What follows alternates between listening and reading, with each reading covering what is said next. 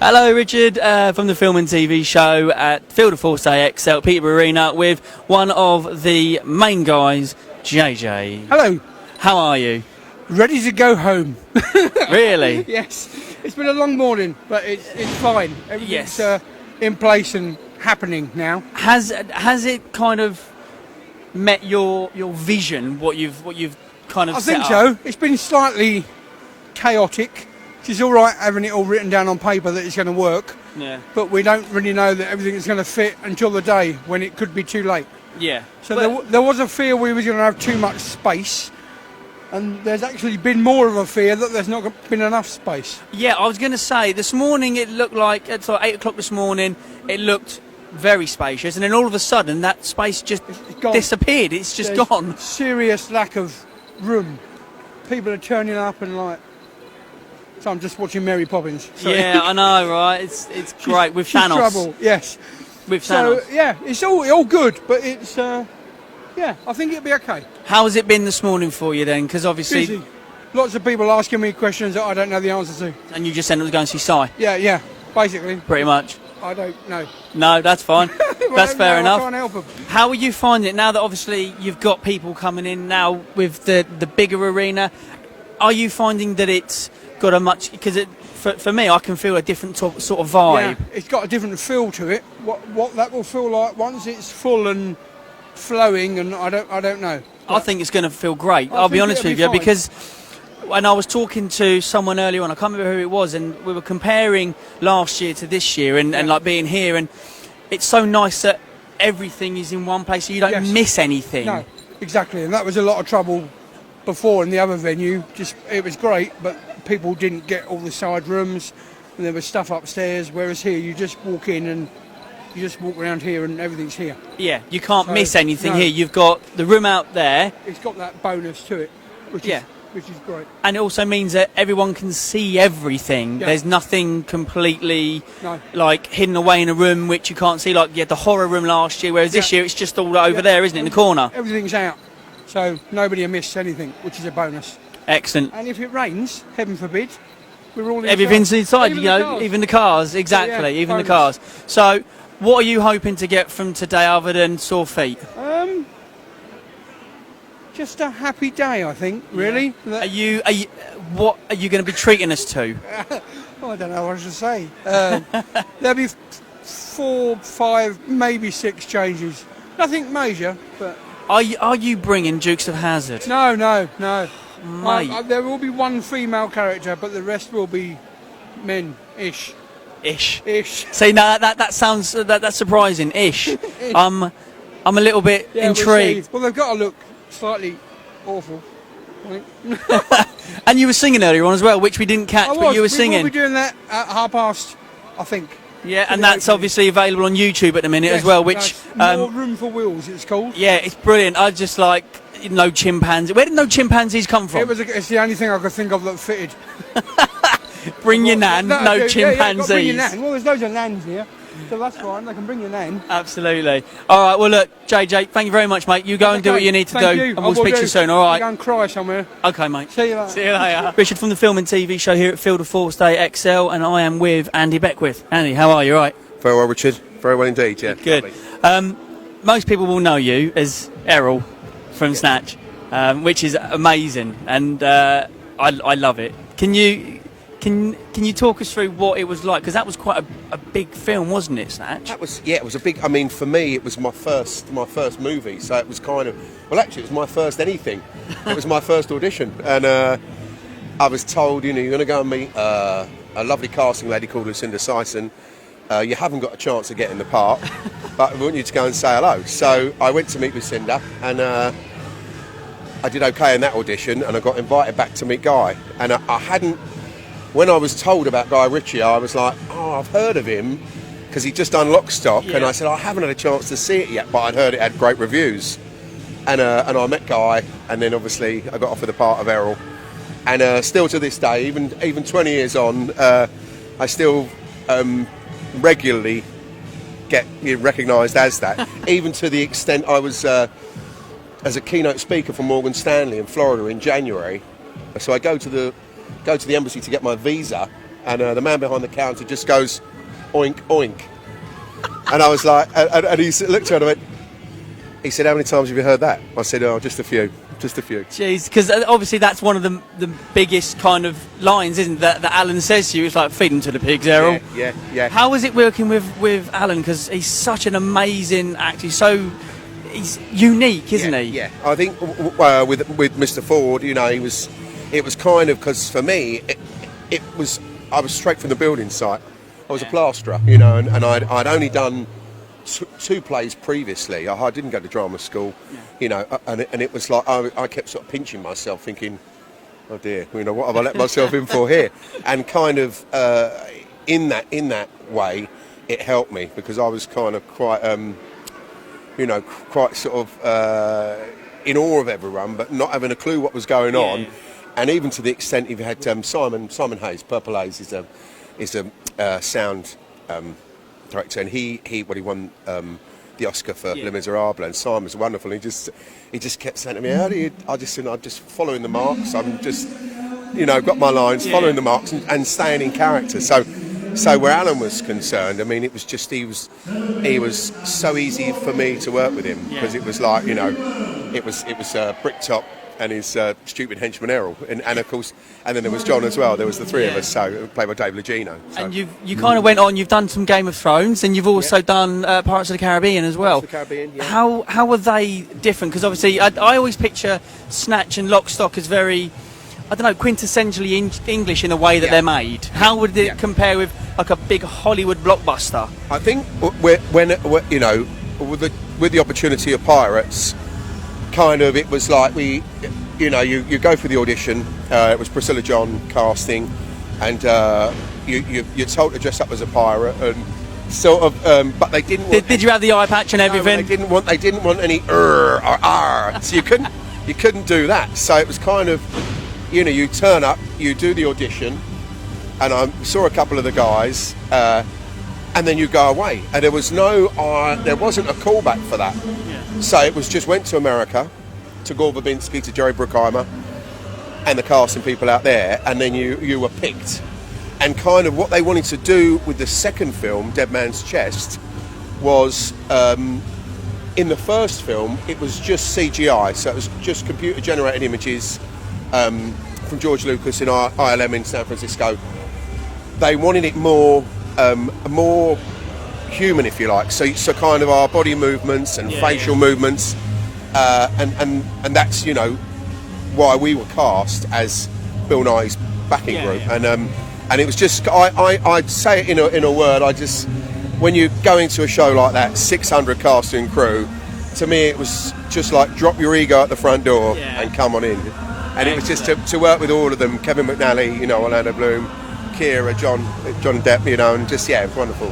Excellent. And so what brings you here to Feel the Force Day? What is it about this one in comparison to the others that you like the most? I'd never done anything like this.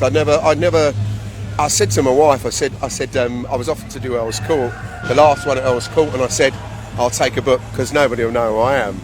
and it's not about me, it's about the shows that I've been in, and the characters that I've played, and I didn't stop signing all day and chatting to everyone, and I love to talk anyway. So it was amazing, and a chap called Andy Brittle, who's an agent who does the shows. He said to me, "Would you like to do some?" I said, "Yeah, sure." You know, this one came up, and I looked at this and thought, the Feel the Force Day looked an amazing event, and I'm just really, really proud to be part of it. You know, and it's sort of I'm a type 1 diabetic. I inject 4 times a day, have done for 42 years, and I look at that and I met some of the people yesterday, you know, and just sort of amazing characters, and can't wait to say hello to everyone today. You know, as many as I possibly can. It's going to be busy. I mean, just with the crew here and everything, it's going to be so busy. Yeah. So, but it's been a pleasure talking to you. And you, sir. I love Snatch, and I love those sorts of films. So when I saw that you were coming here, I was like, I need to speak to Errol. And one of the guys who usually does this with me, he's a massive Snatch fanatic, so he's going to be very disappointed he hasn't come. Me. I got something for you over there. I will do. I will Absolutely. do. Andy, thank you so much. I appreciate it. You too. Thank you very much. Feel the force. Richard from Field of Force AXL from the film and TV show with Sherrie Hewson. How are you, Sherrie? You all right? All right, yeah. Great to be here. Good. What brings you to Field of Force? Have you done it before? Have you been here before? I haven't done this one before, but I'm with Amanda Barrie. Her and I have come together, and because we're both carry-ons and we're both Benidorms, and we're both soaps, and so Corrie. So we kind of sit together, and there's hundreds of photos, too many memories. Do you know what I mean? But so it's quite. I love it, and I love being with Amanda because her and I are together. And you've done so much together as well. So many memories together. It's just as well you don't interview us both together because I never stop talking, and neither does she. We should really have a show, Amanda and I, together. You should get her to go on Loose Women when you go on there. You should get her on there. We'd never stop though. Yeah, but that would make great TV, though. It would. That would make great TV. It might make a good stage show, like two women, soap and Corrie queens. Why not, though? I mean, that'd be funny, wouldn't it? Get a show on Broadway, might as well. Hey, why not? You're a big thinker.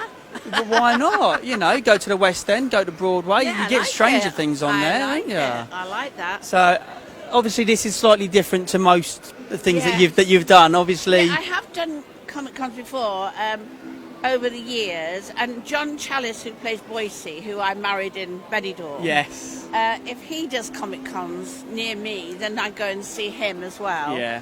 And so, because they're just such fun, aren't they? They're brilliant. They're so amazing. I actually met John in February in Spalding when he went to Spalding. Did you? I had a really nice chat with John there. He's so lovely. Well, I'll tell you another thing. My brother was one of the original stormtroopers. Really? Yeah, on the first film. Wow. He didn't keep the costumes, sadly. and No. I always think it'd be difficult because if you're a stormtrooper, how do you know who that person is? Because they've got This is true. Unless he's the one that walks into the top of the thing and Yeah, bangs yeah. his head, because everyone knows who No, that it's is. not him. No, it's not him. No. So but he was one of the original stormtroopers. So. That's amazing. I know. That's amazing. Yeah. And obviously Sheila's here as well. I know. From Benidorm as well. I And know. I said to Sheila this morning, I'm a huge Benidorm fan. Ah, yeah. A huge Benidorm fan. So being able to talk to yourself I love is it. amazing. How did you find working? Because it's all filmed in winter time, isn't it? No. Is it not? Well, the first time I ever did one, it was filmed in August, September, October, and November. And the next year they changed it. So we went out in the March and we finished in the July. So instead of going hot and it got cold, we went out in the cold and it just got hotter. And by the time we left, it was 42 degrees. So, Wow. So I thought that was the best way round for us, actually, to be honest. And we were there 5.5 months. Every Really? year, yeah. Wow. So it was the best job in the world, and everybody that came out, all the bands came out and everything, no one would go home. Really? They would stay till the end of shooting. Even That's if amazing. they had to pay to stay for them, they'd stay.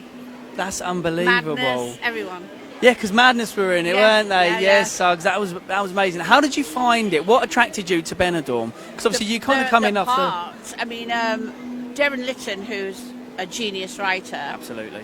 Contacted me. It was a kind of thing that never happens to an actor, and said, "Would you come in and talk to me about my show?" And I thought, "Oh my God, I wonder if he's got the wrong person."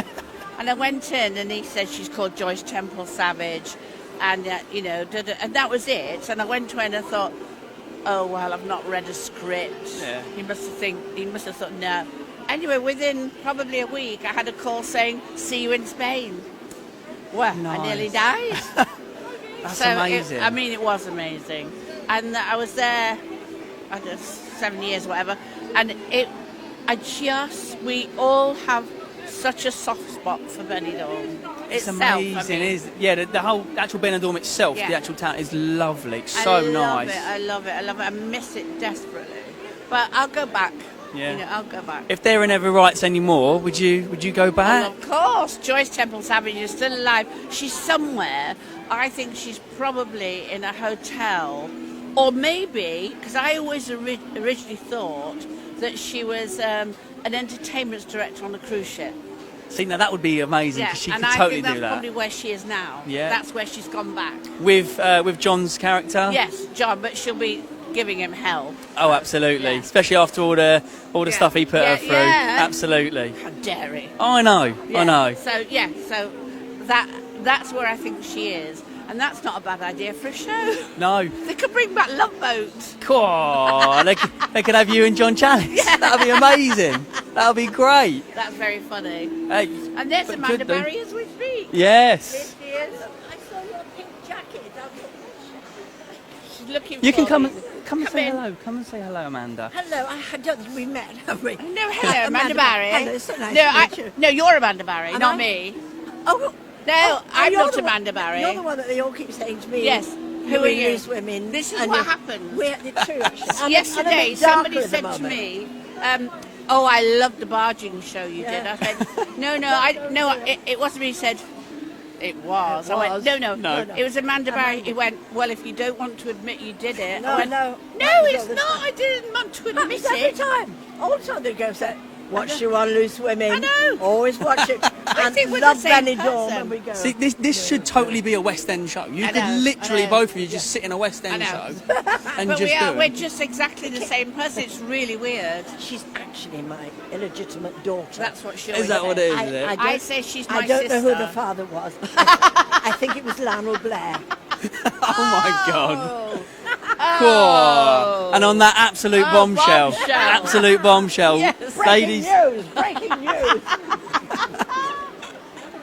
Oh, ladies, my thank you God, so thank much you. for your time. Thank you Thank so you. much. Thank you, darling. We'll have a good Hi, day. Richard from the Film and TV show here at Phil the Force Day XL in Peterborough at the Peterborough Arena, and I'm joined by the fabulous Sheila Reid.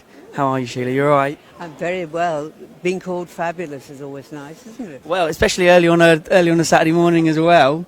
So Sheila, as many of you will know, is from Benidorm, but you've also been in quite a few other things as well, haven't you? Yes, I've done quite a few things in my life, but Benidorm was certainly a favourite. Yeah, and I'm a huge Benidorm fan, so for me it's a huge pleasure to meet yourself, because I actually love Madge. I think Madge is a fantastic character.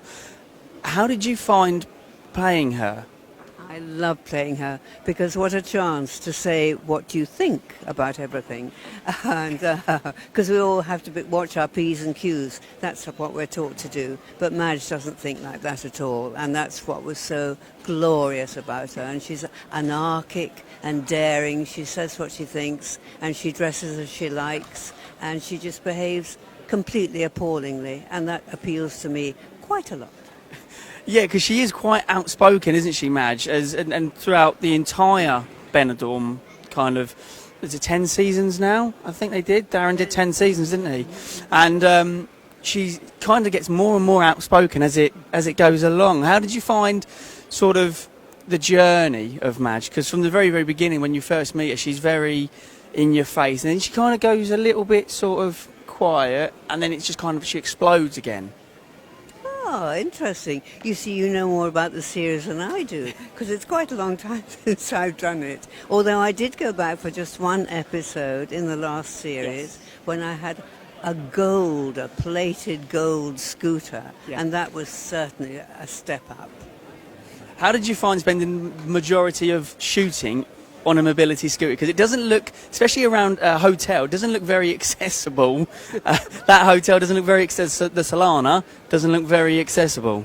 Oh, well, everybody just got out of the way of Madge on her scooter. And, of course, lifts are very much the thing. She wouldn't be bothered with stairs unless she was going to slide down the banisters, which she might on a good day. Who can tell? Well, it's definitely a change coming here, I suppose, to Peterborough than the being in the Solana. Hi, Richard from the Film and TV show here at Phil the Force Day XL. I'm joined by Mr. Bean. Hello, Mr. Bean. Hello. How are you? You all right? I'm right, thank you. How are you? Very well, thank you. Very well. You've got Teddy with you, I This is see. my friend Teddy.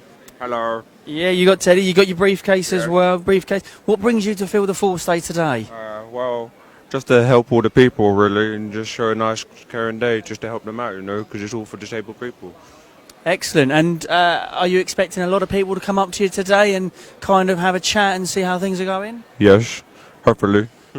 Excellent, good. And obviously, as out of character, your name is Daniel. Yeah. What made you choose to dress as Mr. Bean? What is about the character that makes you want to cosplay? Well, it all started out really as I do a lot of Doctor Who normally, like David Tennant, Matt Smith, and a few of the classicals. And I said to my mum, what one character can I do that's totally different from what I normally do? Yeah. So she went away and said, how do you think? The same day she came back and she said, we'll do Mr. Bean. And I've done it because I like the character, you know, I love a joke and personality-wise, yeah. Excellent. So it's just been here ever since, really. So what do you prefer in terms of the cosplay? And do you prefer Mr. Bean, or do you prefer one of the Doctors? So either, I mean, I would say the massive resemblance to Matt Smith. Yeah. Which ones do you kind of prefer? Which one is your favourite? I like doing different ones, but probably Mr. Bean, because you know, it just makes so many people laugh, and the reactions you get, and just the joys on someone's face. They come in and just say, "Oh my God, it's Mr. Bean." Do you know what I mean? Because it's not, you know, you're not here to like make money or anything. It's just to put the smiles on the people's faces. You know, bring a bit of joy in their life that they might have and never get again. Absolutely. So, And yeah.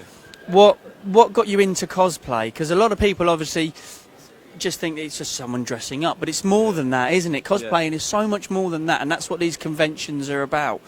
For me, I mean, this one is special anyway and holds a massive special part of my heart, but cosplayers always make Comic-Cons. What turned you to cosplaying?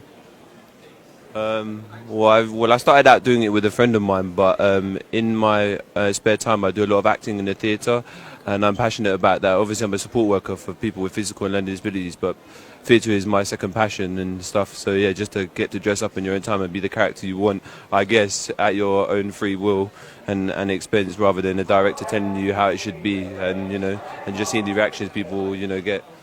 Excellent, brilliant. Thank you very much, Daniel. Absolute pleasure. Thank you so much. Take care. And you. Cheers.